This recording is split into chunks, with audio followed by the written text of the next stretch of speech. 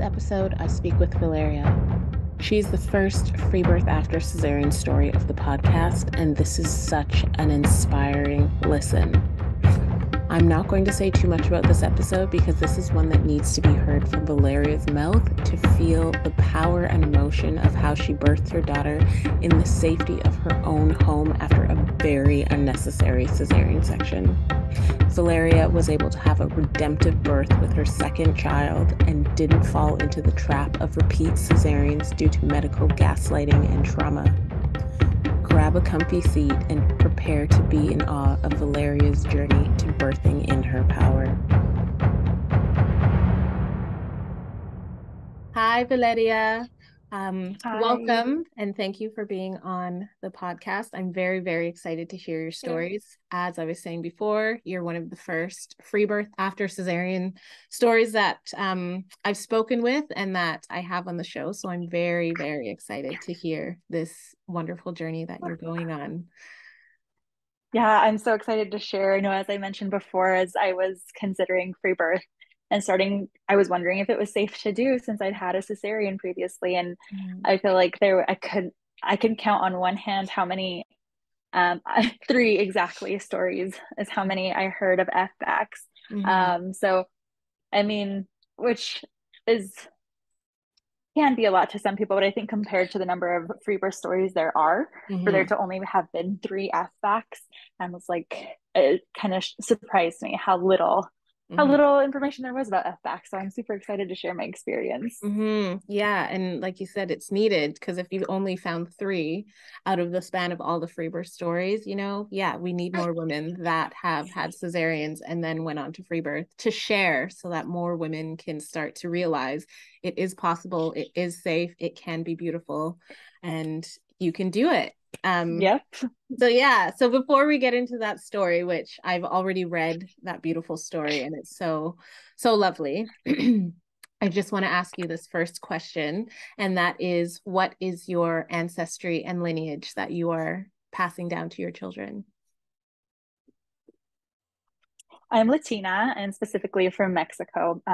My father was born and raised in Mexico, and then my mother was born in the United States, but the family lineage that way goes is from Mexico as well. Okay, wonderful. Oh, amazing. And then let's just get into it. Where does your motherhood journey begin? Um, I believe that it began probably when I was getting baby fever, as they call it. And kind of looking back, I'm like starting to wonder. I'd never heard of the term spirit baby until I started journeying into like FBAC or into free birthing. And so, but I think in hindsight, I think that it probably was my baby, like it was my spirit baby, like joining me. So, Mm-hmm. I had been on birth control since I was 16. Mm-hmm. It was just kind of normal. You just get on birth control, and that's that. I asked no questions. Sorry, I'm trying to switch sides. Um, and my husband and I had been dating since I was 16, and so I was on birth control for 9 years, and then we ended up getting married. And we had been married for a few years. And then my birth control was going to expire, and I had the So, arm implant, and so it was going to expire. mm, And so I had to think about if I wanted to get a new one or not. And so I told him, well, and at that point, I'd started to look into birth control more, started to ask more questions, decided that it wasn't a good fit for me. I didn't love a lot of the effects that I was feeling, realized that it was because of the birth control. mm, And so I decided that I didn't want to get a new implant in. And I found the fertility awareness method when I was trying to research like natural birth control. And I was confident that I'd be able to learn. I was so excited to be able to learn about my body. mhm. And I was questioning why we're not taught this as I little girls. know. Yes, it should be just common knowledge that you know from, Yes. 7 years old onwards, because it's our Yes. And body. I remember in middle school, no, it wasn't even middle school. It was elementary school. So it would have been the fifth grade here. Mm, And in the fifth grade, we were required to take like a sex ed class. And they teach us about sex and safe sex. And I feel like that would be an incredible opportunity to teach about the fertility awareness method as well and teach about Absolutely. our bodies because they separate the boys and the girls. Mm-hmm. But no, they didn't tell us about that. So let me think. Um I was 25 when I learned about the fertility awareness method. And Mm-hmm. that's when I decided to get my birth control removed. I was just going to practice the fertility awareness method. And at this point, we'd been married for 4 years. We didn't feel like we were ready for kids. I don't know if anybody like really feels like prepared, like with Mm-hmm. the logistics to have kids. We certainly didn't. We thought they were going to be a few years down the line for us. Although I was having baby fever because we'd had our close friends had a baby. I was Mm. like, actually, that thing looks pretty cool. and Yeah. so, um, and so I got off birth control in July of 2019. And then by that September, Mm. I found out I was pregnant. And so I told my husband, and he was in complete shock. I think he thought I was joking when I told him I was pregnant. I was like, no, Mm. this is real life. We're having a baby. So we didn't feel ready, but we were excited. And so yeah, I think that's where my motherhood journey begins. My pregnancy was pretty smooth and easy. So grateful for that. Both my pregnancies are pretty easy, no complications, hardly any morning sickness. I would just feel a little bit of nausea, but like smelling peppermint or eating a ginger chew was enough to help. So Mm. that was great. I tried to stay pretty healthy and active throughout both of my pregnancies. And with my first pregnancy, I so pregnancy and birth is such a taboo topic in my family. Mm. Um, we never talked about it. I didn't have any friends yet that had journeyed through motherhood. Um, I have a twin sister. She doesn't have any kids yet either. So I was kind of the first in in my close knit family and friend circle to have a kid. Mm. I remember as soon as I took a pregnancy test, doing a Google search, like, okay, what's next? Mhm. And from the advice of Google, it was like contact a medical professional. And so I didn't even know what kind of medical professional I could see. I'd heard of like the obstetrician, which I think is what most people just go Mhm. to. Yeah.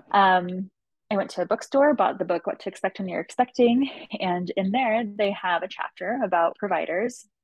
And after reading that section, I decided that I wanted to see a midwife, but at a hospital. I Okay. thought that a midwife would be a little bit more holistic, and Mhm. that was the beginning of like my holistic journey, Okay. and so, or like the more going natural because I was raised totally whatever the opposite of like holistic and natural Mhm. is. Yeah. And so I start to feel like that wasn't the lifestyle for me and had started to make changes. And so I thought that maybe a midwife would be a better option for me. Maybe they might respect my options more and maybe more hands off than an obstetrician. Hmm. And so I ended up seeing, I wanted to go to a birth center. I didn't cover it at the time, and out of pocket, it would have been out of our budget. And so it just didn't end up working out at the birth center. And so I found a hospital that has midwives there, the Center for Midwifery. And so thought that was just perfect. So we went, had our first appointment, got the ultrasound, found one healthy heartbeat, and had a pretty routine pregnancy from there. We did everything. We did the genetic testing at 12 weeks, even though there really was no reason for it. Right. Yeah. Meaning there was like our family is pretty healthy. There's no like there were no concerns within like my health or my family's that would indicate that a genetic test was needed, but we're first time parents and we're like, okay, we want to know everything. We want to Mhm. know what we're dealing with here. So did the genetic testing, everything came back normal. We did the anatomy scan at 20 weeks. Never asked any questions about any of these. We did the glucose, the glucola drink Oh, to yeah. test for gestational diabetes. Did the GBS swab and everything. Okay, so this puts us at in 2020. So the Mm-hmm. first half of my pregnancy was totally normal, Mm-hmm. pretty exciting. And then, of course, March 2020 is when the pandemic hits. Yeah. And then in my it was right around my third trimester. So the last 2 months of my pregnancy, my husband was no longer allowed to go with me to my prenatal visits, my prenatal appointments. I had to go by myself. Mm-hmm. And it sucked.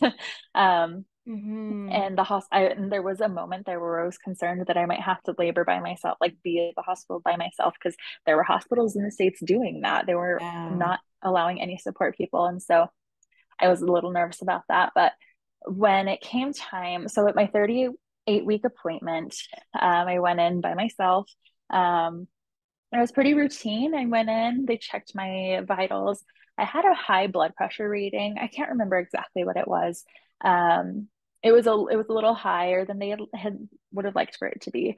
Um, and even I was like, oh, that's a little high. Can you like retest in Mm-hmm. 15 minutes? And they were like, sure. So they did, and it was lower than the first read. Mm-hmm. But they also took a urine sample and sent me home. Mm-hmm. And I went home. I thought everything was fine. I get a call from the midwife on call. She'd left me a voicemail. I didn't answer because I was working from home at the time. Okay, yeah. And she left me a voicemail, and she sounded, I was terrified. Basically, the Mm-hmm. voicemail said, hey, this is urgent. Call me back as soon as you can. Mm-hmm. So I call her back, and she is like, your urine came back and has like a lot of protein in it. You're borderline preeclamptic, like that paired with the high blood pressure. We have to induce you today. You have to come in today and we have to induce you. And then, of course, she starts explaining all the risks of preeclampsia. You can die, your baby can die. You have to come in today. I'm in tears. I'm Mm-hmm. panicking Of because I was course. fully expecting, yeah, I was fully expecting to go a couple more weeks. Yeah. And we didn't even have our hospital bags packed or anything. And so I'm in tears. I call my husband, I tell him what's going on. So he drives home from work. We pack our bags. I call my boss, tell her what's going on. She's like, okay, like go to the hospital. And so, Mhm. And I just want to um, interject quickly to say that it is very normal for a woman's blood pressure to rise at the end of pregnancy. So even just having that, you said you did it the first time and it was a bit high, you're going into a hospital, having this prenatal visit by yourself in the middle of all this COVID BS that's going on. Of course, your blood pressure would be extra high. Like that's a stressful situation, even if you weren't exactly, pregnant. And then exactly. her leaving this message saying like this is urgent, call us back. I don't You think have that's to come to be necessary. induced. It wasn't, Like, yeah, she didn't even give me an option. She said, you have to be induced today. And the yeah. other thing, hindsight, that blows my mind, because I have learned so much since then, Hmm. was I had no other symptoms. Like Right. I Yeah. felt totally fine and normal. So I was like blindsided that something was wrong with me. I felt Yeah. fine. I had no other markers for it, like no other symptoms. So exactly, yes. Wow. But so my husband comes home, we pack our bags, we drive to the hospital. Before I could go into the labor and delivery unit, I have to go through a drive-through COVID test, get my nose swabbed before I could even go in. Actually, I got it swabbed, and then we could go in, but I Mm, had to wear a mask mm, until my results came back. They right. came back, I was negative, thank goodness. So I didn't have to wear a mask, but the women that were testing positive had to wear a mask while they labored. Oh, God. So yeah, my husband had to wear a mask the whole time, but he's a rebel and he didn't. And Nice. so he's like, they'll make me wear one. I was like, Yeah. I'm such a people pleaser. I'm like, they're coming in, put your mask on. Mm, He didn't care. mm, And then so we get admitted into the hospital. They hook me up to a continuous blood pressure cuff that's checking like every 15 minutes automatically, and we're there for 2 hours. And then mm, they come in, and my blood pressure is totally normal for those 2 hours. mm. And they decide that it's actually too early to induce me, and they send me home. Yeah. And yeah, they're like, actually, it's too early. So this is on a Tuesday. They're like, go home, we'll see, come back in 2 days and we'll check your blood pressure again. Mm. And hindsight, the thing that drives me nuts is they didn't mention like brewer's diet that I could do in the meantime, like in the 2 days to help my blood pressure. And Mm. they tell me they have no idea what causes preeclampsia. They don't know, the only way to cure it is to get baby out. That is the only option. And they're just like, go home. We'll see you in 2 days. Good luck. And so I was like, God. okay. And so we come back on a Thursday, and kind of similar thing happens. They hook me up to a continuous blood pressure cuff. And I think we went in at like 9 a.m. on that Thursday. And by noon, they had decided that they were going to induce me that day. Mhm. Even though my blood pressure, it was a little elevated than what my baseline was, but it wasn't high. I think it's 140 over 90. That's typically like the scary number that they watch out for. I know for sure it was under that number. Mhm. And so, anyways, they decided to induce me that day. And so they decided to induce me that day. And actually, as soon as I got admitted into a room, I'd started to feel like small waves and some pressure. So I was like, oh, maybe like this is just going to happen spontaneously. And so they Mhm. actually did give me a couple of hours to see if anything progressed, and nothing did. So um, they then decided, we started with Cytotec, which I think is also like misoprostol or something like that. Yeah. And that we did 4 doses of that, with like 4 hours in between each dose. Okay. Um, Yeah, the and cytotech is what they use for women that want to have abortions. That's the so it's crazy. Yeah. you know what I learned afterwards too? If you do a Google search for side effects of Cytotec, high blood pressure is a side Mhm. effect, and that is why they were inducing me. Oh I God. thought that was wild. I Yeah. was like, okay. Hindsight, I'm like, I should have asked so many more questions, but it's my journey, and I learned so much from it. Mhm. Um, so we start with that, and nothing, like no progress. It did nothing for me. And it ended up being, if you read the birth story, I go in pretty much detail, like the hour by hour play of everything that we ended up doing. But it ended up being a 74-hour induction. Wow. We did all the things. So after the side of tech, I think we did the Foley balloon or the Foley catheter. That was in for 12 hours, which I think is the maximum amount that they would allow it to be in, out of fear of infection. Hmm. Um, and so when the 12-hour limit was coming up, they went to go pull it out, and it came out pretty easily. So I guess at that point I'd been dilated to a 4. They broke my water.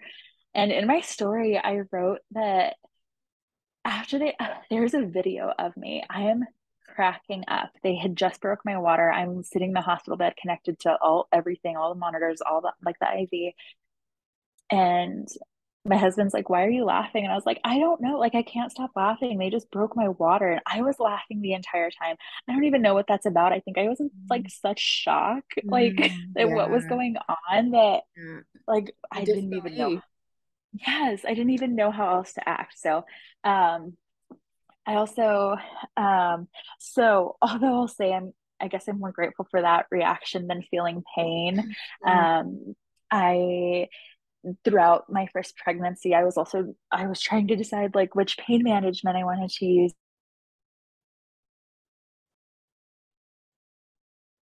Oh, you Am I froze. just hospital or non-medicated birthing hospital? And so, oh, am I back? Yeah, you just froze. So if you just start again from which pain management you were going to use. Okay. Yep. So I started researching different pain managements, and I ended up coming across hypnobabies, which is different from hypnobirthing. And essentially, it teaches you hypnoanesthesia, how to hypnotize yourself, pretty much. And so I practiced that. It's a lot of work, but I practice it. I practiced it every day. I think from like 32 weeks on, and I think that I attribute like the I mostly felt no pain that entire time, and I attribute it to that. Mm-hmm. Um, and so after they broke my water, hours went by, and eventually we did Pitocin, and that was the one time I started to feel pain. And I will say that I feel like after having my F-back baby, I feel like the Pitocin induced contractions were worse Mm-hmm. than like the ones that I felt with my daughter. So um, I feel like we did everything. I was having no progress. Of course, multiple cervical checks. Mm-hmm. Um, And of course, after they break my water, they put me on a clock.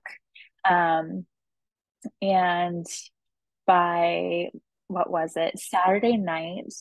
Um, so we started induction on a Thursday morning. By Saturday evening, I had had two really high blood pressure readings, so over the 140/90 mark. Mm-hmm. And the midwives legally had to transfer me to the obstetricians. So they worked right next to each other. They shared the same room. So it was a matter of paperwork, which I guess was nice. And so I was officially in the care of the OBs. And I feel like after that, it just took a turn for the worse, as if it wasn't already bad. Mm-hmm. Um, and after they transferred me to the OBs, I think it was one of the OBs that had come in and said, like, you are incredibly calm. Like, your mind is very calm. Maybe your body just needs to relax a little bit more. So I think that the epidural would be a great option for you to help your body relax. And by this point, they had like suggested the epidural so many times. I couldn't even count how many times. And I told them no every single time. And Mm-hmm. every time they would be like, well, in case we have to do an emergency C-section, it would be great for you to have the epidural in because then we can just numb you from the waist down. You can stay awake. But if you don't have the epidural place, we'll have to, general anesthesia, you'll be asleep while we do the emergency C-section. So they tried to fear monger me like that way into getting the epidural. Yeah. I said no every single time. And then one OB was like, you're really calm. Maybe the epidural, your mind is calm. Maybe the epidural will help your body calm down. I'm like, yeah, that makes sense. And so I finally get the epidural. I didn't know that a lot of times it stalls labor. And so it's exactly what it did for me. Stalls labor. And by the morning shift, they did another cervical check. I think I was at 7 centimeters dilated at this point. And they basically were like, okay, we'll come back in another hour and see if you've made any progress. And then in between that, the two cervical checks, there was a shift change. So a different person came in to do the second cervical check. And at this point, I had progressed to a 9. And I was so excited. I was like, oh my gosh, this is going to be the day. It's Sunday morning at this point. And at this point, I heard 3 different women in the rooms next to me give birth. And I was like, when is it going to be my turn? Like, this has to Uh-huh. be every morning that I woke up. I was like, okay, today's the day. Today is the day. Mm-hmm. The Sunday morning when he checks me and I'm at a 9, I was like, okay, for sure, today's the day. Um, and then they're like, okay, great. We'll come back in an hour. We'll check you again. You should like be ready to be pushing. And I Mm-hmm. was like, sweet. So they come back in an hour and they're like, if you don't make progress, though, we're going to really have to start considering a C-section. Mm-hmm. And I was like, okay. But I was so confident. I was like, we're almost at a 10. So they come back in an hour and then a different person checks me. Um, and they put me at a 7. I had only been 7 centimeters dilated the third time, and I was so confused at the time.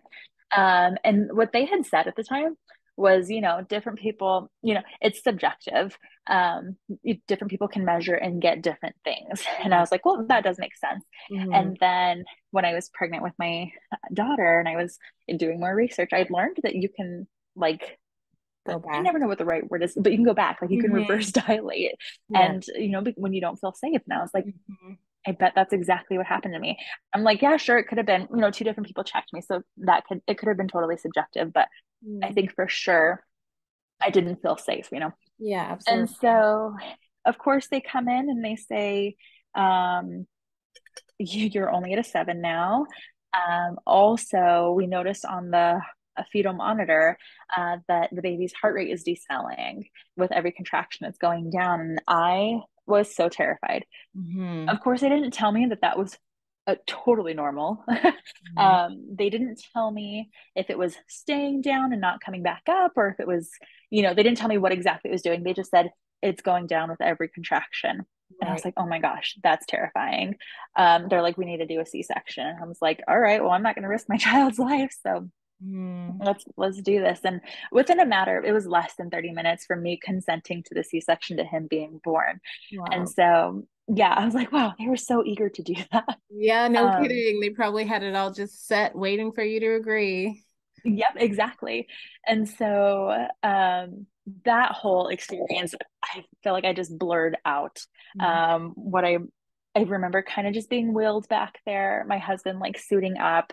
Thankfully he could be back there, but there is a weird chunk of time there. I can't even tell you how long it is, where they're getting me set up in the operating room and Mm-hmm. he has to wait in a different room. So like there was, I don't know, a few minutes there where I'm completely by myself, like no support person. And then eventually, I think when they're about ready to cut open into me, um, he finally can join me. So Mm-hmm. he joins me. Baby was born. So this puts us at, I think I was 38 weeks and 6 days when he was born. Mm-hmm. He was 8 pounds, 4 ounces. He was healthy as can be. Um, and I got to hold him briefly, but I remember I truly hate looking back at the video of me holding him for the first time because I feel like the words that I'm saying to him are like forced. Like I feel like I didn't even know what to say to him or how to mother him. I felt like the words that I was saying like were forced. Like I felt like I needed to say something to him, but I just didn't know what. And Yeah. so I got to hold him for a brief moment, of course, laying down on my back. I Mm-hmm. feel like I couldn't even really support him. So it was a brief minute. And Mm-hmm. then I think I finally was able to hold him for the first time after they put me in the recovery room. It was almost like an hour and a half later, got to hold him. We latched him in the recovery room and he latched well. Um, but I was a first time mom and I had so many questions. Yeah. Um, and so we were in the hospital for 2 more days. After that, we saw a hospital lactation consultant came in both days. On the second day that she came in, though, so they hand us like a little pamphlet or a booklet to like of stuff that they teach to nurse or to breastfeed. And she went to go write something on this pamphlet, and she'd already written what she was going to write the day before. And she saw that she had written in there already, and she's like, "Was I here yesterday?" And I was Mm-hmm. like, yeah, you were. Gosh. You don't remember 24 hours ago. Right. So that like I took that so personal. Yeah, of Um, course. and so after that we get discharged from the hospital. We're both doing great. And I saw a lactation consultant, of course, virtually because nobody was doing home visits at the time. But of course, it was another hospital lactation consultant, and she was hardly any help because it was virtual. Like, how much can you Yeah. support? I didn't know anything, and so I ended up exclusively pumping for a year because I didn't want to. I wanted to try to avoid formula feeding, Mm-hmm. and I couldn't quite get the hang of breastfeeding. Now that Right. I look back at it, he had a great latch. It was nobody in my family has ever breastfed. Everyone has always been formula fed. Wow. So I couldn't ask my mom or my grandma or anything, or Mm-hmm. any of my aunts or cousins that had babies. Um, Nobody knew. And I feel like same with my mother-in-law. She didn't breastfeed any of her kids either. And so Mm-hmm. um I just felt like I was on an island all by myself with no support. So Right. that was the reason we didn't have a great nursing relationship, was just a lack of support. Mm-hmm. Um And so it's like I like said, I that wanted that piece of generational healing that needed to be there through you and birthing this child, but you couldn't quite get grasp onto it to actually heal that experience for not only yourself, but the women in your line before you, and for the future children, babies that you'd have after you, at least at that exactly. pregnancy and birth experience. Exactly. And I'll add in here, I had felt so okay. I was like, okay, okay. I After that C-section, I had felt like I feel like the providers did such a great job at making me feel like I was involved. So I remember going to like my 6 week postpartum visit and saying like, yeah, like it sucks. Like this was not at all what I imagined. And Mm-hmm. like I'm sad about it. Like I'm grieving the birth that I imagined that didn't happen. Mm-hmm. Um, but but I felt like the midwives gave me I felt like I was giving informed consent. I felt very involved at every step of like intervention that we took. I felt like I'd made the decision, and I felt very involved in the process, and I felt like they'd saved my baby afterwards. Mm-hmm. Like if I was doing this anywhere else, like something bad would have happened, and not realizing. But Mm-hmm. it was just the what's it called? The charade, or like, Yes, the cascade of interventions. yeah. Yeah. And so um And so I felt like since they had saved me and saved my baby, that I wasn't allowed to say that I'd had a traumatic birth. We were Mm, both healthy, we were both alive. Like, how could that be traumatic, you know? And so I could not say that I could not physically say that I had a traumatic birth until I was pregnant with my daughter. So this would have been like a year and a half after my son was born. I felt right. like I wasn't allowed to say it. Um, but deep down in my heart, Mm-hmm. I knew like Mm-hmm. something didn't feel right. Mm-hmm. Something went wrong. And it wasn't my body. It wasn't my baby. There Mm-hmm. was something that felt off. I felt so defeated because I was born via C-section. I'm a twin, and that was it. Yeah. My mom was considered high risk because she had twins, and so I was born via C-section. And my mom's mom, her third baby, was born via C-section because of the baby size. Mm-hmm. Um, and so I was like, great. Like I'm just adding on to this generational curse, like this generational trauma. I'm just adding on to it. So I felt so defeated. Oh. Um, and so I didn't talk about my birth for until I was pregnant with my daughter. I like didn't want to talk about it. It made me want to cry every single time I thought about it. Mm-hmm. Um, and of course with COVID, there were no mom groups going on. I couldn't go sit with other moms. And so it was hard. I felt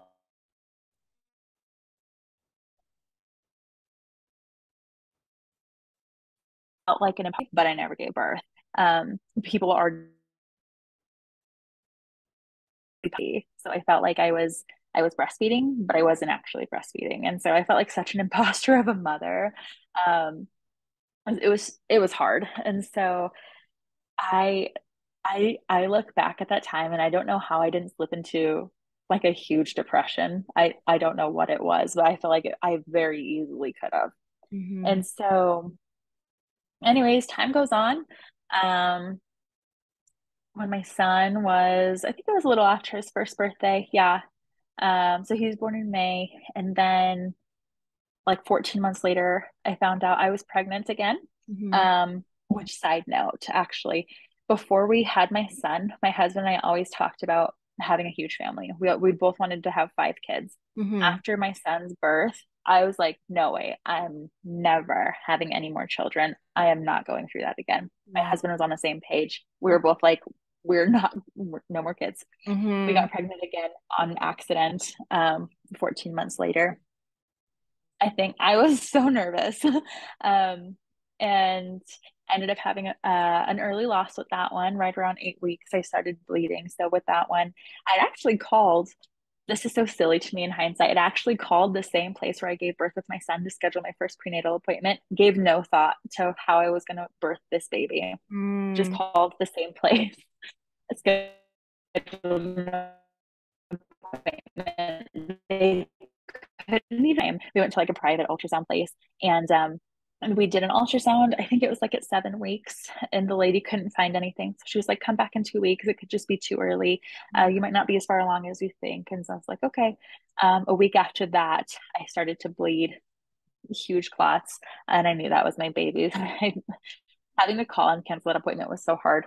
Oh. Um, And and so did you do that experience all by yourself, or did you end up like seeking medical attention once you noticed the clots were coming? How did that go for I you? did end up seeking medical attention. And the only reason for that is felt, I don't want to say I felt fine, but I didn't feel like I was hemorrhaging. I didn't have any symptoms of it, but I technically hemorrhaged with my C-section. So I Mm, thought that maybe I was just prone to hemorrhaging.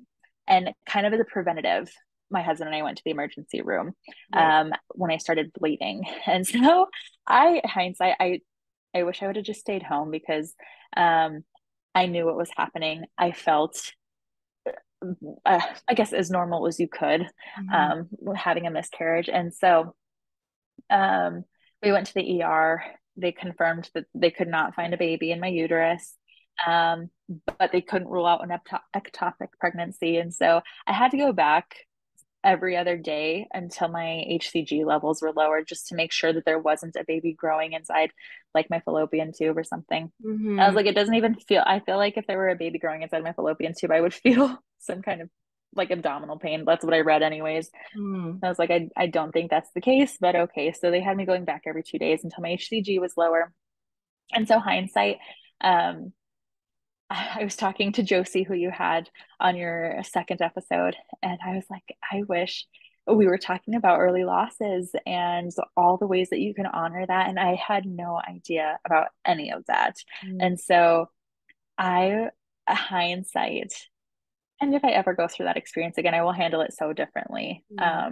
I think I will like stay at home and just do as much as I can to honor that baby because I don't think I've ever said this out loud, but like when I was bleeding and like the first large clot that I had, it was like the size of my palm. So I knew that was the baby. Yeah. I just flushed it down the toilet, like without even thinking about it. In hindsight, like I wish I would have done more to honor that and not just flush it. So, Right. um, And that's the thing you don't know. You know, you got pregnant the first time, and the automatic response was, okay, I need to go and see a provider to tell me what to do in this pregnancy. And it was the same thing in this one. So, of course, you didn't have any example of how to bring honor to a pregnancy loss. It's just kind of, oh, I'm on this track of medical birth, and then it doesn't happen. So it just takes that piece away from your already innate knowledge and knowing of what you could have done. Um, so yeah, you know, it's not anything to fault of your own. It's just you just didn't know. You know, you just exactly, nobody ever modeled that to you that this is exactly. what you can do. Because I'm sure all of the miscarriage and pregnancy loss experiences you've probably heard of, like myself, have all just been hospital Yeah. experiences. So it's like, oh, I guess that's how you do it. But it's like, no, Yes. there's so such a Yeah. beautiful way to honor this life and this child Yes. and this pregnancy, no matter how long or how brief it may have been. So Exactly. Yes. And anybody that I knew that had experienced that like had to have a DNC. So I thought I was just lucky enough. I went to a hospital and he's like, "Yeah, you don't need a DNC." So I thought I was just lucky enough to not have to go through mhm. that. So, Yeah, yeah. but yeah. So that pregnancy happened. And it was, it was short-lived, but man, I learned so much Mhm. because of that pregnancy. Some huge life things happened. Yeah. Um, a week after I found out I was pregnant, and then a life thing happened. And a week after that, I lost the baby. But it Mhm. was such a huge turning point in my life. I learned so much. I started to cut toxic stuff out of my life and just made a Mhm. huge point. And so, hindsight, I think that it was my daughter that I have now. I think she just came. I think I had to learn some lessons before she was ready to come. Yeah. And she came back 4 months later. Oh. So, after that pregnancy, my husband and I both were like, actually, we do want more kids. And so, um, without really even trying. We like not, and by that I mean not like being intentional about tracking. We're just living life. Mhm. Got pregnant. I knew exactly the day. Yeah. I told him, I was like, "This one's gonna make a baby. Are you sure?" He didn't believe me. Sure enough, I swear, like a week later, I was like, "I'm pregnant. I know it." And so Mhm. um, I took a pregnancy test. It was even too early for the pregnancy test to pick up on anything. And I actually hadn't even told him yet. Our son, who at the time was 18 months old, he ended up having to be hospitalized because he got RSV. And Oh, so the way it was terrifying. He's yeah. okay, thankfully. He's Mhm. healthy now. But the way that I told my husband I was pregnant was we were at the hospital with our 18-month-olds. They wanted to do a chest x-ray on him. Mhm. And I was like, okay, I'll go with him. We get into the x-ray room and the x-ray technician's like, is there any chance you might be pregnant? I was like, actually, yes. She's like, okay, you got to get out of this room. Let me go get your husband. And so she goes and tells my husband, your wife thinks she might be pregnant. That was how he heard. So he Oh. comes into the, yeah, he comes into the room. He's like, you're pregnant? I was like, I think so. I was like, I'm pretty positive I'm pregnant. Oh. I was like, I haven't gotten a positive test yet, but I'm 100% certain. So that was Mhm. how he found out. Wow. Um, so my son ended up being in the hospital, I think, for like 3 days. And then we Oh. got home. And as soon as we got home, I took another test and I silly me. I think I even called the same hospital again. to schedule my first prenatal appointment. Mm-hmm. Um, and I think same thing. I think it was like weeks out. For some reason, I ended up not getting on the books, like on the schedule. And I started looking around. I was like, okay, maybe I don't want to go back there. I know for sure I want to have a VBAC. Um, and so at the time, there was another birth center that had recently began taking VBAC clients. So I'm in Colorado, and all the VBACs in the area, none of them take VBAC clients. I think it's an insurance liability that none of them want to pay for. And the same month that I got pregnant, I saw on Instagram that a local birth center started taking VBAC clients. I was so thrilled. Mm-hmm. Um, so I called them, and I had to go through an application process. They wanted to make sure I was a good candidate for VBAC. So as part of that, I had to go get my medical records from my son, which I'd never requested before. And I had to send them over to them. And so I sent them a copy, kept a copy for myself. And I started reading through them. And at the same time, so actually, I wanted to do a home birth. And I only knew of home birth with a midwife. And so I Mm-hmm. started looking at local midwives that would do VBACs. And I found a few, but the out of pocket cost was a concern for me. Right. I think on average here it's about $4,000 or $5,000. Mm-hmm. Insurance doesn't cover any portion of that, so we've had to pay all of that out of pocket. Mm-hmm. And, people have really incredible stories with midwives. And I was like, that's all great, but, nobody can guarantee. I was like, what if I have high blood pressure and protein in my urine again at 38 weeks? They're just going to transfer me. I don't want to pay $5,000 for that. I can learn Exactly. enough. I can learn enough about pregnancy that I can transfer myself. Mm-hmm. Well, then actually, I'm getting a little bit ahead of myself. Um, so I was like considering home birth, but the price was Mm-hmm. like more than I wanted to pay. Yeah. And then the birth center, they were partially covered by insurance. So I think our out of pocket costs would have been like, I think it was like $1,200. Okay. And so I was a little bit more comfortable with that. And so it took them a few weeks to get back to me and tell me whether I was approved or not. Mm-hmm. And so in the meantime, I started reading my medical records. And when I was reading them, remember I told you that the reason for my C-section was the D cells during every Mm-hmm. contraction. So I thought it was an emergency C-section. Mm-hmm. The reason listed for my C-section on my medical records was failure to progress. Mm. I felt like I had been like punched in the gut. I felt so betrayed. I Yeah. was like, that is not at all what they told me.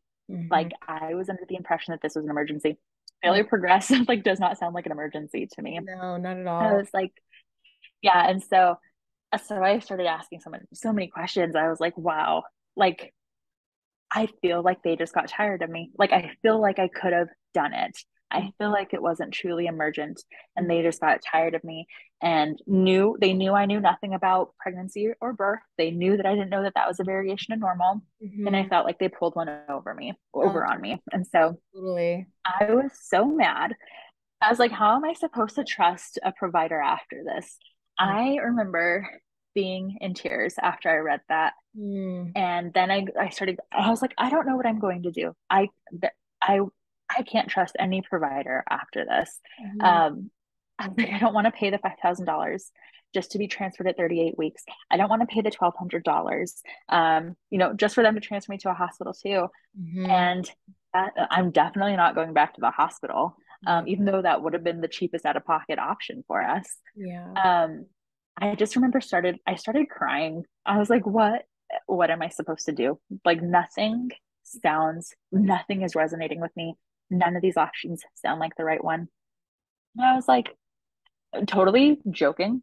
I was Mm-hmm. like, I'm just going to do this myself. And I was home alone, and my husband, I think he was at work. I was like, I'm just going to do this by myself. I was like, I don't even remember how far along I was. I was Mm-hmm. like, I got to figure this out soon. Yeah. I think I was nearing the end of the first trimester. And I was like, I got to figure this out soon. I was like, I'm just going to do this by myself. And then I was like, no, like in my mind, that's crazy. Like people don't do that is crazy. Yeah. And then I was like, no, but what if I did do this by myself? Like I think I can do this. I think I can learn enough about birth and pregnancy Mm-hmm. that if there were an emergency, if I became preeclamptic again, Mm-hmm. even though I never actually was preeclamptic, if Mm-hmm. I became borderline preeclamptic again, I could transfer myself to the hospital. Absolutely. And I was like, that's what I'm going to do. And my husband comes home from work and he's like, did you decide like where you're going to give birth? I was like, I did. Hmm. And he's like, except I wasn't this excited. I actually was in tears because Okay. I was like, he's going to think this is crazy. He's Mhm. not going to be on board.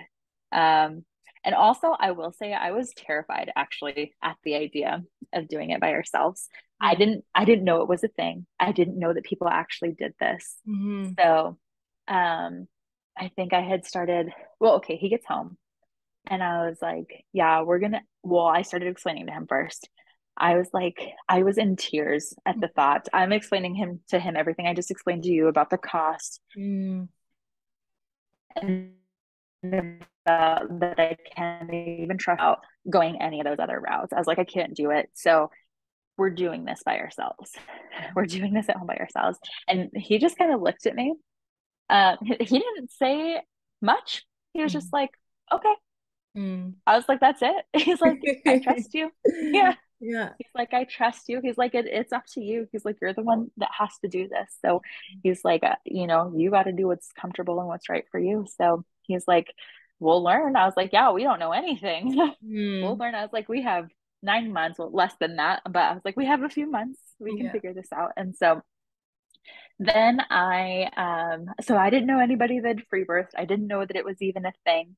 And as the universe would have it, of course, I'm scrolling on Instagram and I see the word free birth. Mm-hmm. And I was like, that's a beautiful word. Like, what is this? And then I learn about free birth. Hmm. And I was so excited. I was like, oh my gosh, like people actually do this Yeah. all the time, every day, all around the world. And it's safe. People are having perfectly healthy babies. Women are being like perfectly healthy after birth. And of course, all of the stories that I read, all the podcasts I listened to, just Hmm. hearing like the joy in these women's voices. And like that is how birth is supposed to be. Yes. Um, I was like, I couldn't even talk about my birth story, my Mhm. first birth story. It brought me to tears every time I even thought about it. That Mhm. is not at all how it was supposed to be. And so I was so excited. I was terrified. I was so excited.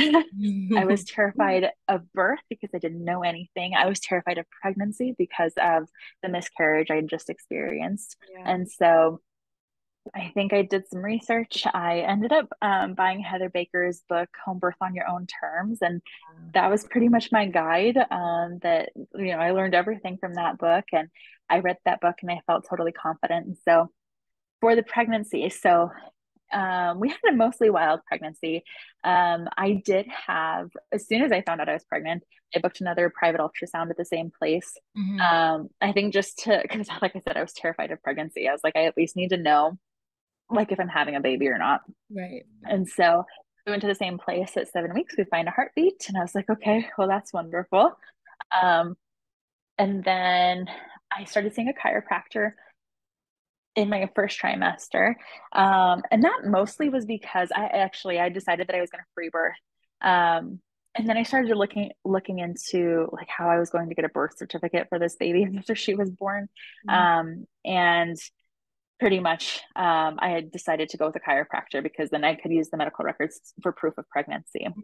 Yeah. And so, and it did wonderful things for my body throughout the pregnancy. So, Yeah. saw a chiropractor for my whole pregnancy. He was totally supportive. I told him because of course he asked me like who I was seeing. I was like, actually, nobody. So, I was his first free birth client, but he was totally excited, willing to learn, and totally supportive. So that was great news for me. Hmm. Um, and then we did also have one more ultrasound at 14 weeks. Um, my husband wanted to know the gender. I didn't want to know the gender, but he did. And I was like, okay, I think that's one I can compromise on that. I don't want to say since you're letting me free birth because Hmm.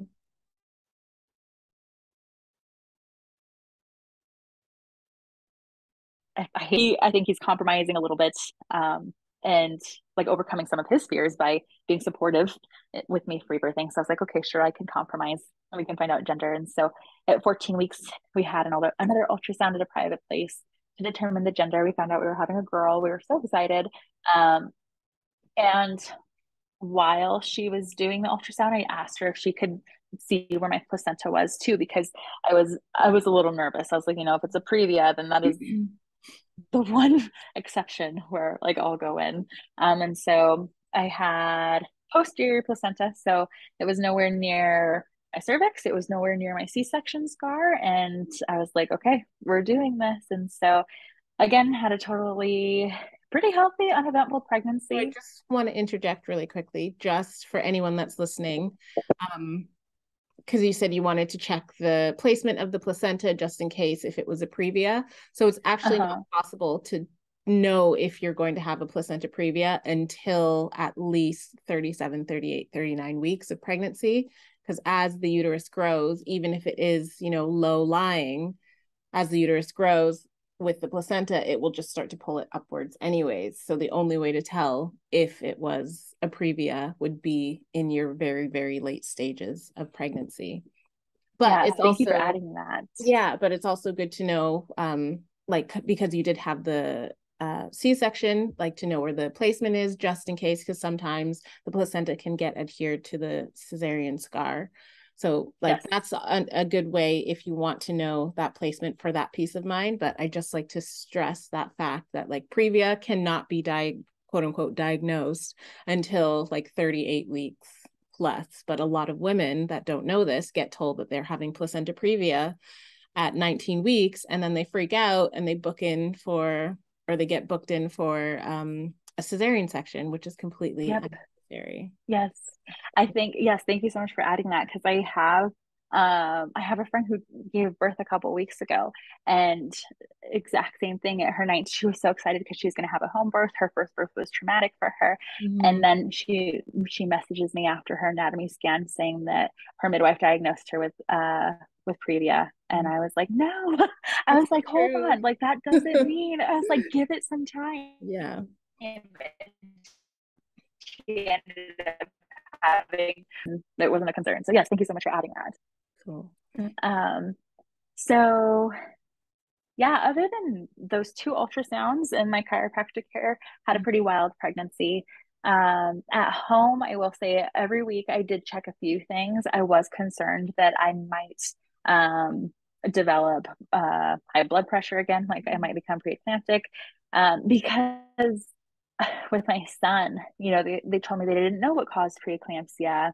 I didn't know that diet has a huge thing to do with that. So I did end up like I was doing a Google search. Actually, it wasn't even Google. It was like a Facebook group for unassisted moms. I feel like that has been so resourceful for me. Yeah. That's where I discovered Dr. Brewer's diet, and how diet can seriously like help your blood pressure. And so Mm-hmm. I followed that as closely as I could. I wanted to do everything that I could to prevent high blood pressure again. And so, yeah, that actually never ended up becoming a concern. I did check my blood pressure once a week. And it was all because of the fear for my first pregnancy. It was never because I felt like any symptoms of high blood pressure. Mm-hmm. I did check, I did use a Doppler once a week to make sure she was still alive, Mm-hmm. even though I could feel her moving too. Yeah. But anytime she stopped moving, I panicked. Mm-hmm. And that was pretty much, yeah, that was pretty much it. I had a pretty uneventful pregnancy. I was so excited. My mother was terrified. I wasn't going to tell her, but my husband spilled the beans one day at dinner. Okay. She was at her house and he had said Mm-hmm. something. She was terrified. Yeah. Um, she the she had a friend that was a nurse in the emergency room, Mm-hmm. and of course, that nurse only ever saw transfers from home births, so Mm-hmm. like emergency situations.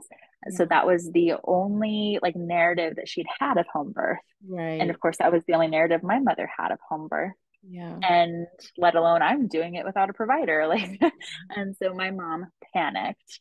Um, but I didn't let that phase me. I was like, Mom, you couldn't pay me to birth in a hospital. And at one point she even said, she was like, I wish I was a millionaire so I could just pay for a midwife for you. I was like, Mom, it's not even about the money. I was Right. like, if I had the cash to pay for a midwife, I wouldn't. Mm-hmm. I was like, I am very intentionally choosing to not have a midwife here. It's not because of the money. I was Yeah. like, I don't know. I cannot afford to have somebody like be the authority over my birth again. I was like, the last time I did that, the last time I handed over my authority, it ended very traumatically for me. I cannot do this again. And Mhm. especially when I found out I was having a girl, it was just that so much more important to me Yeah. to not have a C-section, like to do this naturally and just to get in tune with, I don't know, with myself, with my baby. I was like, I trust myself. I trust my baby. I Hmm. was like, we're gonna be fine. I was like, and I'm not so like hell bent on having a free birth that if like an emergency happened that I'm not gonna transfer. Like Yeah. I'm studying, Yeah. I'm teaching myself about all the emergencies, all the variations of normal too. Um, and I ended up making like a procedure book Okay. for my husband. And I actually, I should mention this part. I did end up having a doula at my birth. So she, we were just like Facebook friends. We'd never met each other. We didn't know each other, but we were friends on Facebook. Hmm. She didn't live very far from me. And she had shared, I wasn't going to hire anybody. Um, she had shared a picture, a memory from 1 year prior of her home birth. And Oh, she said, like, this was the most beautiful experience of my life. It was just me, my husband, and my doula. She didn't mention a birth, like a midwife or anything. yeah. And so I messaged her and I was like, hey, did you have a free birth? And she was like, yeah, I did. And I was like, hired. Nice. Yeah. And so she was great. So so I'll get to the birth at this point. And so I woke up on a Tuesday morning. I think it was like around 3:45 with Mhm. some pressure in my stomach. I Mm. was like, that was weird. It woke me up and then it went away. I was like, oh, okay. I like laid my head back down a couple minutes later. I feel it again. And I was like, okay, this is okay, it's back. And Yeah. then it goes away. And then by the third time, I was like, oh my gosh, like, am I going into labor? Because I didn't know what it felt like. Yeah. Before I was so thrilled. And so I downloaded a contraction timer app. I started timing them. I was like, these are contractions, like these are waves. This is happening. And so I knew I should have gone back to sleep. Yeah. But I was so excited. I could not go back to sleep. And so Mhm. I go into, they were pretty consistent throughout the day. I think like around 8 o'clock, they were consistent for those 4 hours. My husband wakes up, he's about to go to the gym. And I was like, you might want to stay home. I'm having contractions. I think today is the day. And we're like, okay, cool. So we start cleaning the house, we start preparing. I got ready and we went and got lunch. My father-in-law ended up picking up my son that day. My Mhm. father-in-law is off on Tuesdays. They always hang out on Tuesdays together. So it was a normal Tuesday. My father-in-law comes and picks him up. We didn't tell him Mhm. that I was having contractions. They were still like, I could still pretend like it wasn't happening. Mhm. And so he comes and carry on with our day. I think I had lost my mucus plug that morning at some point. And then after my son was picked up in the afternoon, my waters had started to trickle. Mhm. And I was like, I'd read about meconium and I wanted to make sure that my waters weren't stained. So I like went to the bathroom to try to catch some. It was like not even enough to see what color it was. Right. Um, and so I was like, okay, I'm gonna go get the Doppler, make sure like baby's heart tones are normal. And they were totally normal. And I was like, I like took a second to like sit with myself and I was like, what, like why am I even check? Like I feel total like my intuition is totally like no alarms blaring, like everything feels fine. I was like, Mhm. I'm gonna step away from this Doppler. And I did, we didn't pick it up again. And I just kind of went through it throughout the rest of the day. So my doula gets there. I called her and she arrived probably around 4 o'clock and she starts helping my husband set up the birth pool. Um, and then I wasn't going to call my mom and tell her. I was at this point, I was still conflicted on whether or not I wanted my mom there. Mhm. And for obvious reasons, as mentioned earlier. And so, and she also had a really important doctor's appointment that day that I didn't want her to miss. And so she ended up calling me after her doctor's appointment. And then I ended up telling her at this point I was 40 weeks and 5 days. And so she was asking if like I was having any signs of labor. I was like, yeah, actually, I've been having contractions all day. And Mm-hmm. she's like, okay, like, is it okay if I head over? I was like, yeah, sure. So she came over, Mm-hmm. and it ended up actually being a really beautiful thing that she was there. I'm glad that I ended up inviting her over. Um, a couple of days actually before I went into labor, I sat down and had a conversation with her. I was Yeah. like, Mom, like, I really want you here, but I'm gonna need you to either get comfortable with, with my decision to not have a medical professional there, or Mm-hmm. you're gonna have to learn how to keep your emotions at bay. Yeah. I was like, I can't have you in my birth space panicking and nervous. I was like, Mm-hmm. that is going to affect me, and I can't have that. I am 100% comfortable and confident with this decision. My husband is 100% comfortable and confident with this decision. So I Mm-hmm. can't have anybody in that birth space that is not 100% comfortable and confident. Yeah. And I made like a booklet, I guess. It was like a PDF that I ended up like printing and like binding together. Mm-hmm. Um, it was like it pretty much was like emergencies and variations of normal. And Okay. so I wrote like a brief description of what it was, Mm-hmm. how to handle it, Mm-hmm. and at what point I would want to transfer. Right. Um, so I went over that with my husband a couple of days before, and then that same night my mom was over at dinner. Mm-hmm. I went over that with her. And Nice. she was so terrified. Like, I was like, I know this is like scary to read through some of these things, but this is the reality of like Mm-hmm. what we're doing. I was like, if any of this happens, you need to know what to do. Like in Exactly. case I'm like in case I'm not able to, like if I am like I don't know what the word is, but if I'm not here, if I pass out or something, like you need to know what to do. I know what to do, but if I'm unable to, that's not helpful.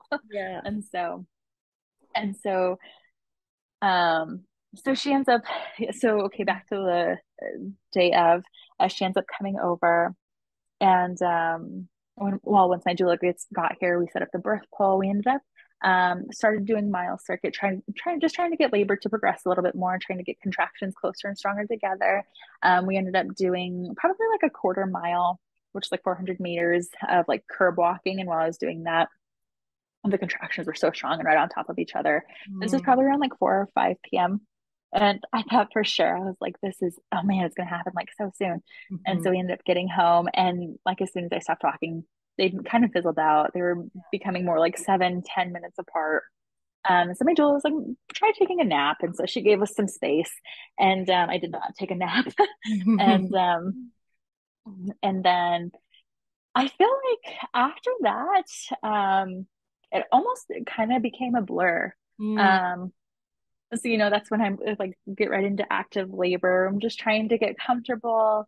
Um, what I ended up mostly doing was just being on my knees and elbows on my bed, mhm. because we'd set up the birth pool in our bedroom, and eventually, um, I had what is it called? I think it's like a bulging waters or bulging sac. Okay, So yeah. my Your water bag's just kind of hanging out of your vulva yes, or exactly, yes. opening of the So vagina. Yeah. Okay. yeah, so they hadn't like burst or anything, so there was just like a ball kind Mm. of just hanging out there. And I like kind of like felt down. I was like, that's not her head, right? Like that would have been too easy. Yeah. And so they're like, my doula was like, no, because of course my mom and husband didn't know what that was. Mm. My doula was like explaining what it was. I was like, oh, that's cool. So, I mean, shortly after that, my waters burst, and then I got into the pool. I remember at one point, actually, before all that happened, I feel like I could feel the exact wave where I went into like active labor. So I Mhm. remember like at one minute, my husband and I were just like kind of joking around, we are laughing, hanging out, and then I get a wave and I just like started crying. Mm. Um, I just like, and I couldn't control it. I just started crying. And yeah, I don't know what it was. I think it was just active labor. And so, I mean, after that one, there was no jokes happening. It was like Yeah. pretty serious after that. Man, it was so peaceful. It was, nobody's poking and prodding at me. Nobody's worrying about fetal heart tones. I'm not connected to an IV. I Mhm. can walk around wherever I want to, because with my son during the pandemic, I couldn't even leave my hospital room. I was in the exact same hospital room for 74 hours. Oh So to God. be able to just like walk wherever I wanted to, like change positions however I wanted to. Nobody's telling me what to do. I'm just doing whatever feels right, Mhm. checking in with my baby. It was the most peaceful thing ever. And so eventually I get into the water. Um, and I definitely was in transition because I was like, she's never coming. Like, I'm going to be here forever. And my husband's like right in my ear, she's right there. Like, I can see her hair. She is so close. And I, I'm gonna cry. Mm. I was just like, I started talking to her. Mm. I'm crying because I'm sitting in my room right now. I literally, she's 8 months old and I still have my birth affirmations up on my wall. Like Oh, I still have not taken them down. yeah. And right in the center of all of them, I wrote one that says, I am safe. Mm. And I looked at that and like I never felt safe in the hospital. Right. And I looked at that and like I just repeated it. And I was like, I am safe. Mhm. And I was talking to her. I was like, you're safe. We're safe. We're doing this together. We're doing this on our own time. Nobody's calling the shots. Yeah. I was like, you are safe to come whenever you want. And I swear it was like the next surge. She came. Wow. And her head came out. I was in the water and her head came out. And then I don't know, it must have been like the next contraction. Her body came out and she just kind of like shot right out of me. And it was so surreal. Mm. Like just feeling, I mean, people like I'd heard of the fetal ejection reflex before. And and I was like, when am I gonna know when to push? And just hearing people talk about free birth and like you'll know when it's time. And Mhm. it's exactly how like I didn't even have to try to push. Yeah. Like my body and my baby just did their own thing and Yeah. she just came right out. And and well, I remember at one point at this point I'm in the water and I'm on the edge and facing my husband who's kneeling at the birth pool facing me. And he was about to get up to go do something. I was like, no, I was like, I need you. Mhm. And sure enough, that next push, she came out. Wow. And so I was like on my knees. She came right out. I sat on my bottom and I pulled her up and she had a single nuchal cord. So I just unwrapped the cord from her neck and I had gone over. I think my mom panicked a little bit because they tell you that that's scary and Mhm. you know, and I was actually kind of excited that she had the nuchal cord, Yeah. just to prove that Yeah, it's it's not a okay. big deal. It's Yeah. totally normal. And as soon as I unwrapped it, like I just started rubbing her back and talking to her. Mm. And I swear she just started crying right away. Mhm. She pinked up so quickly. Like I feel like I had like didn't even have to do anything. And she Oh. was perfectly healthy and perfectly normal. And I felt so good and so excited that she was finally here. And so we hung out in the water for, I don't know, it must have been about 10 minutes. And then I got out of the water so we can monitor like how much blood I was going to be losing. And I just got onto my bed, which was just a couple feet away, and I latched her for the first time on my bed. Mm. And we sat there for a little bit. I think 40 minutes after she was born, my placenta was born too. Mm. Um, and that was cool. I never got to see my placenta with my son, Yeah. never gave it any second thought. So, I mean, to see that, to be able to latch her right away was super cool. And so, um, after that, my husband cut the umbilical cord. Um, and then, I think after that, I actually ended up jumping in the shower while I think my husband was holding the baby. My mom and doula were starting to clean up. I jumped in the shower, and then after I got out of the shower, we weighed her, we measured her. Mm. She was, what was she, 7 pounds, 15 ounces, Mm.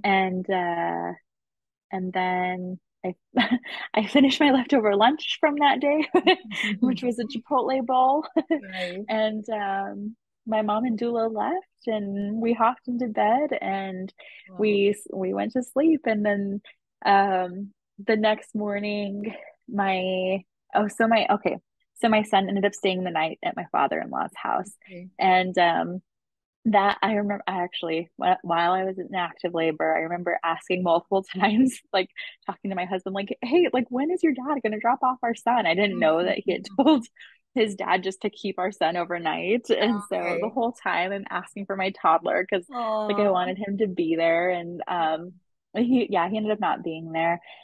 And it was just so sweet. Like the next morning, she latched like a champ. She still breastfeeds like a champ. We're exclusively breastfeeding right now. And so um I mean, this whole experience has just been so redemptive for me. Right. Like this is exactly how birth is supposed to be. This is how Yeah. it was crazy just how instinctual everything came to me with her. Mhm. I felt like with my son, I don't know if it was the first time mom with my son, probably both. I just felt like kind of like I was explaining that like I just didn't know. I felt like the words that I was saying to him were kind of forced. I was like pulling them out from somewhere. They weren't just like naturally coming out. I Mhm. almost felt like my whole motherhood, like the whole first year of motherhood with him was that way. Mhm. Like I felt like I always had to guess what he needed. Like I never knew when he was crying what he needed. But with my daughter, I felt like I was never guessing. Like I felt like she and I were so in tune with each other. Yeah. Every time she cried, like I knew exactly what she needed. Mhm. And she my milk came in on day 2 with her. With my son, it came in on day 5. Right. And so I don't think she ever went below her birth weight. She's a good chunky healthy baby now, which I'm like so excited about because I'm like that's all me. Like Yeah, it um is. and Yeah. so um and but yeah, I feel like what I forgot what I was going to say, but it was so redemptive for me, but I know that it was for my husband too, Or um because for my entire pregnancy with our second kid, he was saying like this is I think he for sure was terrified of birth and pregnancy too. So for mhm. my whole second pregnancy, or I guess third pregnancy, second kid, um both of us were saying, this is our last one. We're not going through this again. This is too much mental stress. Mhm. Like worrying about having another baby, like if she is going to survive the pregnancy. And so Right. um after she was born, right after she was born, I was like, I could do that a million times again. That Yes. was so incredible. Um Yes. and I I think she was like 3 days old. She wasn't very old. my Mhm. husband my husband and I were talking and he had said something about our third baby and I was like, hold on, what did you just say? You want more kids after this? Like I thought this was our last Yeah. one. And he just started laughing. He's like, I didn't tell you that I was thinking about having a third baby. I was like, no, you forgot to mention that. Oh, that's so beautiful. The Yeah, whole so full circle healing for you and for him. Wow. yeah. So I feel like uh, so redemptive for myself. I Mhm. think, I mean, I got to experience what birth should feel like, what pregnancy should feel like when you actually tap in to your intuition, to your baby. You let your baby guide you, you let your ancestors guide you. And I felt like they were with me. I felt like they were there rooting for me every step of the way. Like, I Yeah. think they knew that we needed it. And for me, I feel like I healed myself for sure. Hmm. I feel like I healed some generational trauma and Yeah. I am so ecstatic. I Mhm. cannot wait to tell my daughter about her birth. Oh, I yeah. cannot wait to journey with her through her own pregnancies and Yeah. birth. And I can't wait to see what like how she decides to do it too. Yeah. Um so man, I just feel like together she and I just healed so much. I mean, we have so much work to do still, but Mhm. I feel like You just that set birth that alone has foundation. exactly. Yes. So, yeah, Mhm. I think that's pretty much my story. Yeah. No, that's beautiful. I mean, yeah, it's so beautiful. And I just want to correct the way you said this. You said the way that women should be birthing, but it's not the way they should be birthing. It's the way that women are meant to birth. Like the way that Yes. you brought your baby into this world, your daughter, is the way that every woman is meant to bring her baby into this world. It is innately Yes. wired within our bodies to bring our Yes. babies into the world in this way.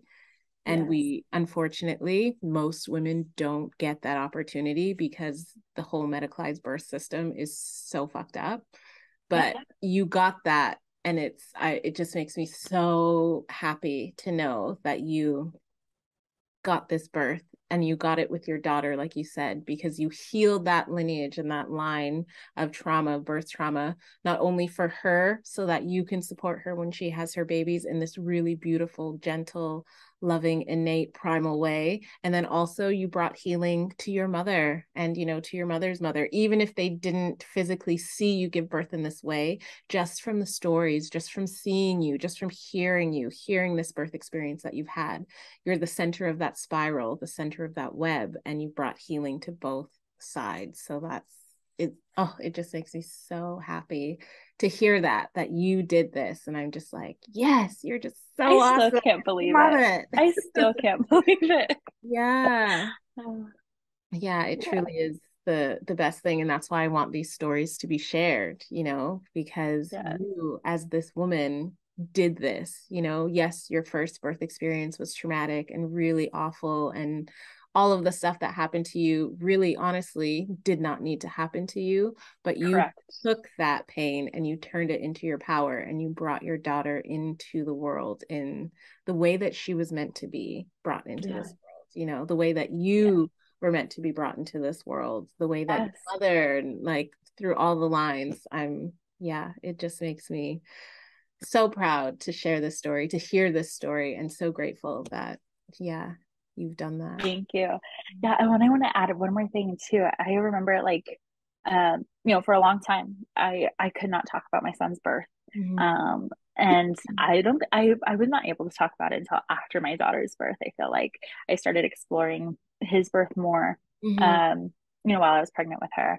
And um while I was pregnant with my daughter, of course, I had discovered free birth, and I had heard someone say like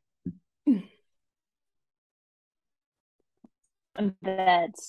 Oh, okay, that's what I'm saying is that as much as traumatic as my son's birth was for me, I'm grateful for the experience because I think it is the only way that I could have chose this path for my daughter. Yeah. I don't believe that I ever would have chose this path had my son's birth gone the way I had imagined and wanted it to.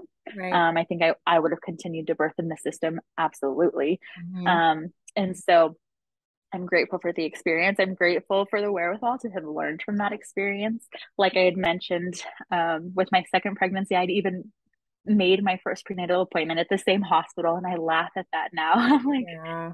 what was I thinking? Like, what was I Mm-hmm. expecting? Like, for something different to happen, like for Yeah, a different outcome. But so I'm totally. grateful for the wherewithal to have like learned from that experience. But I was also going to say, when I had discovered free birth, I'd heard somebody say that, you know, you shouldn't make the decision to free birth out of fear. Mm-hmm. And I took that personal because I did. I did make the decision to free birth out of fear. And because I was afraid to go any other route. Yeah. And so I felt like free birth was the best option. But to that, I kind of laughed because I was like, at the same time with my son, I made the decision to birth in a hospital out of fear. I Mm-hmm. think I was fearful of like the horror home birth stories. Home birth is so dangerous. I was fearful of that, which Right. is why I decided to birth in the hospital. So Right. I think, yeah, it is sad that, both of my decisions, both of my births, the decision I made to birth them or where I wanted to birth them was made from a place of fear, Mm-hmm. um, which, that's my story. And I totally admire like first time moms who choose to free birth. I admire them so much because Mm-hmm. I was nowhere near that, Right. in my first pregnancy.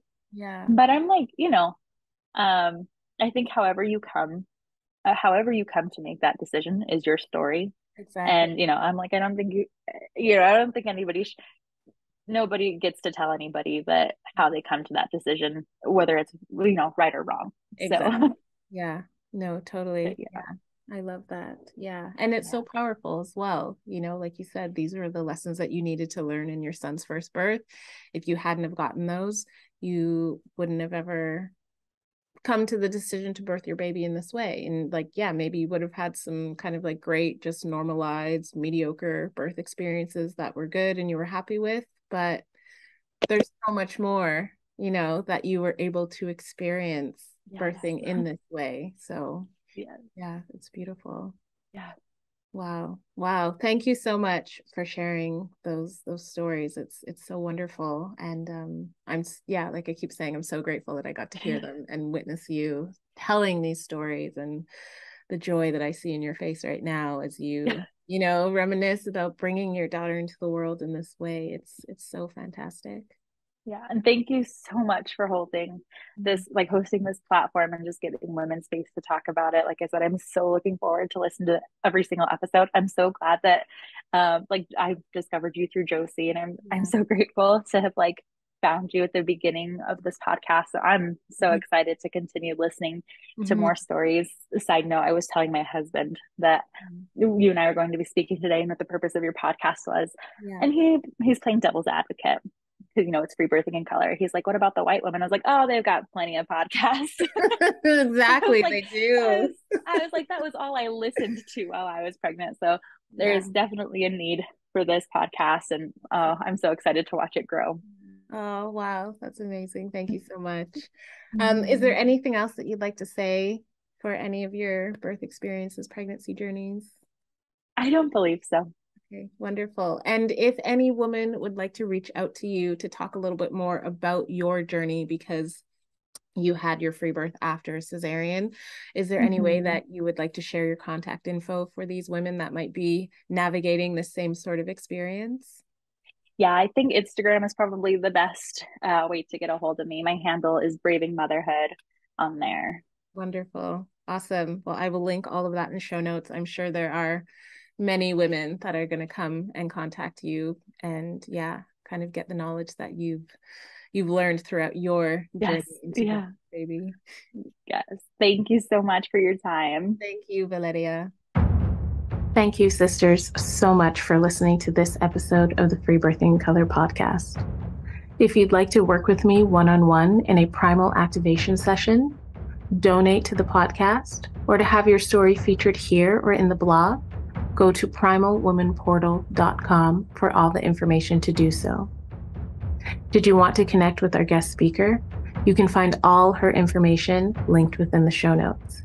And if you have time, please subscribe, write a review, and tell a friend to have a listen so that this podcast and these stories of women birthing in their total power can be shared far and wide.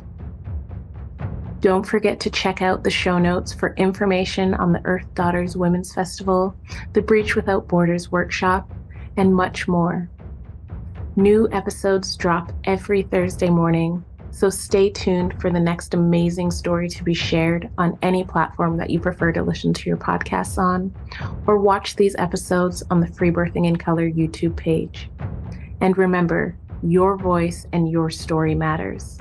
So if you're a woman of color or an Indigenous woman who's had a wild pregnancy and or birth outside of the medical system, submit your story because it's so important that your voice is heard and celebrated in your radical journey of pregnancy, birth, and motherhood.